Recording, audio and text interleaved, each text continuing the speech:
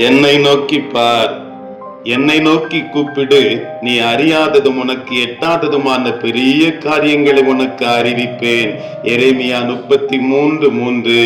George Muller இளம் பிராயத்தில் தன்னுடைய கல்வி செலவுக்கு அதிகமாக பணம் தேவைப்பட்ட அந்த நேரத்திலே தன்னுடைய அறை கதவை மூடிக்கொண்டு முழங்காலை முடக்கி ஜெபிக்க ஆரம்பித்தார். தேவனை நோக்கி பார்க்கிறார். ஜெபித்து முடிந்ததும் அறை கதவு தட்டப்படுகிறது. சத்தத்தை கேட்டு கதவை திறந்து பார்க்கிறார். முல்லரின் ஆசிரியர் கூடவே ஒரு மாணவனையும் அழைத்து வந்திருக்கிறார். அவனுக்கு தன்னுடைய ஜெர்மானிய மொழியை கற்றுக் கொடுக்கவும் அதற்குரிய பணத்தை முல்லருக்கு கொடுப்பதாகவும் அந்த ஆசிரியர் கூறுகிறார். ஜார்ஜ் முல்லர் தேவனை நோக்கி பார்த்தபடியால் அவருடைய தேவை உடனே பூர்த்தி செய்யப்பட்டது.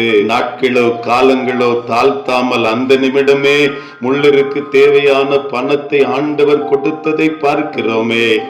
எரேமியா காவல் சாலைகளை அடைபட்டு கிடக்கிற பொழுது கர்த்தருடைய வார்த்தை என்னை நோக்கி கூப்பிடு என்று கேட்கிற பொழுது எரேமியா அதற்கு கீழ்ப்படிந்து கர்த்தரை நோக்கி கூப்பிட்டானே. வேதாகம காலங்களிலே தங்கள் பிரச்சனைகளில் இருந்து விடுபடும்படியாய் ஜனங்கள் கர்த்தரை நோக்கி பார்த்ததை வேதம் பதிவு செய்திருக்கிறது. இஸ்ரவேல் மக்கள் நோயால் வாடுகிற பொழுது, கஷ்டப்படுகிற பொழுது மோசே கர்த்தரின் கட்டளைப்படி வெண்கல சர்ப்பத்தை செய்து நிறுத்துகிறார். அதை நோக்கி பாருங்கள் பிழைப்பீர்கள் என்று சொல்லுகிறார். அதை நோக்கி பார்த்த மக்கள் மாத்திரம் பிழைக்கிறார்கள்.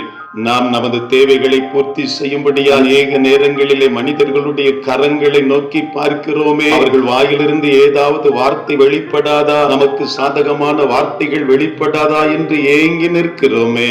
என் கண்கள் உண்மையே நோக்கி இருக்கிறது என்று சொன்ன சங்கீதக்காரனை போன்று நாமும் நம்முடைய அனுதின தேவைகளுக்காக, பிரச்சனைகளுக்காக அதிலிருந்து ஆண்டவர் விடுதலை தரும்படியாய், ஆண்டவரையே நோக்கி பார்க்கும்படியாய் ஆண்டவர் விரும்புகிறார். நம்முடைய வாழ்விலே நினைத்து பாராத அதிசயங்களை அவர் செய்து முடிக்கிறவர் அல்லவா. சாத்தியமில்லாததை சாத்தியப்படுத்துகிறவர், முடியாததை முடிய செய்கிறவர். இந்த உலகத்திலே பல நேரங்களிலே யோசித்து பார்க்க முடியாத அற்புதங்களை ஒரு நொடி பொழுதில் செய்து முடிக்கிற ஆண்டவரை மாத்திரம் நோக்கி பார்க்கும்படியாய் ஆண்டவர் நம்மையும் அழைக்கிறார். அவரையே நாம் நோக்கி பார்ப்போமா? எப்படிப்பட்ட சூழ்நிலையானாலும் அந்த சூழ்நிலையை மாற்றி சாதாரண தண்ணீரை கொண்டு ஆண்டவர் ருசியான ரசத்தை உருவாக்கி கொடுத்ததை போல சாதாரண காரியங்களை கொண்டு ஆண்டவர் அசாதாரணமான காரியங்களை நம்முடைய வாழ்க்கையிலே அவர் செய்து முடிக்கிறவர் அல்லவாகவே நாமும் அவரையே நோக்கி பார்ப்போம். அவரையே நோக்கி பார்த்து பிரகாசம் அடைகிற ஒரு இருதயத்தை ஏற்றுக்கொள்ளுகிறவர்களாய் நம்மையும் அர்ப்பணிக்க